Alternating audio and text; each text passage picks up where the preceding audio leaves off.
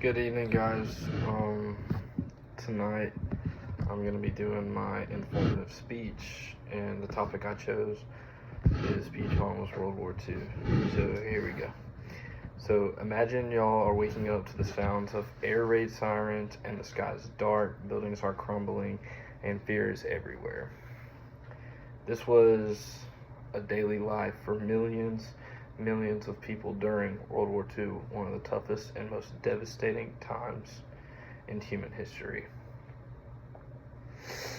Today, I want to briefly take you through the causes and major events and lasting impacts of World War II. Understanding this global conflict is key to understanding the world we live in today. After World War I ended in 1918, the Treaty of Versailles imposed harsh penalties on Germany due to crippling their economy and wounding their national pride overall. This created fertile ground for radical leaders in Germany, including Adolf Hitler, when he rose to power, promising to restore greatness. So he basically lied to his people. In Italy, Mussolini led with fascist ideals, and in Japan, militarists sought to expand their empire across Asia. They wanted Asia, and they wanted to take over Asia. That's the main point. These totalitarian regimes shared a common goal. They just wanted domination. They wanted to conquer the world. They all wanted the same thing, but they couldn't get the same thing.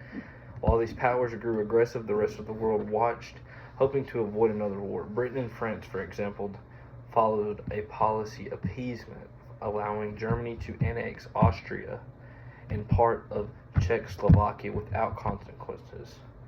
Then in 1939, Hitler broke that contract by invading Poland. 2 days later, Britain and France felt the need that they needed to step in, so they declared war on Germany, and that's how World War II officially begun. In the early years, the Axis powers, which were Germany, Italy, and Japan, they expanded rapidly. Germany conquered much of Europe, and Japan swept across Asia and the Pacific. But in 1941, everything changed. Japan bombed Pearl Harbor, and when they bombed Pearl Harbor, this brought the United States into the war.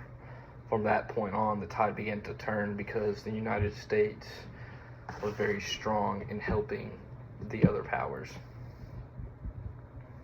The Battle of Stalingrad was a key turning point where the Soviet forces stopped German forces advancing in brutal winter conditions. Then D-Day came on June 6, 1944, when the Allied forces stormed the beaches of Normandy, opening a path to liberate Western Europe. Then finally, in May of the year 1945, Germany surrendered, marking the victory in Europe Day, or VE Day, a few months later after the U.S. dropped atomic bombs on Hiroshima and Nagasaki. We dropped bombs, and Japan surrendered too. The war was over, but it's... Excuse me. My bad. Ooh, excuse me. The war was over, but its effects were just beginning, and these effects would go on, and they would last years and years, and they're still lasting until this day. For instance, World War II left behind more than 70 million people dead. Among those 70 million, 6 million were Jews, and they were murdered in the Holocaust. In the Holocaust, it was just a genocide that shocked the world and led to renewed focus on human rights. Politically, the war gave rise to new superpowers, the United States and the Soviet Union's unsharing in the Cold War. We also saw major and social, technological, and social changes. Radars, jet engines, nuclear power, this all advanced rapidly at a rapid pace. At home, women and minorities stepped into roles that laid the foundation for civil rights movements in the years to come.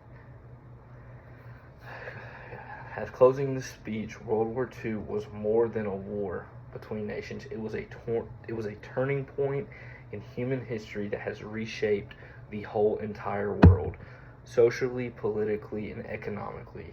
We've looked at its roots and its most pivotal moments, and the deep legacy it left behind. And as Winston Churchill once said, this is one of my favorite quotes of all time: "Those who fail to learn from history are doomed to repeat it."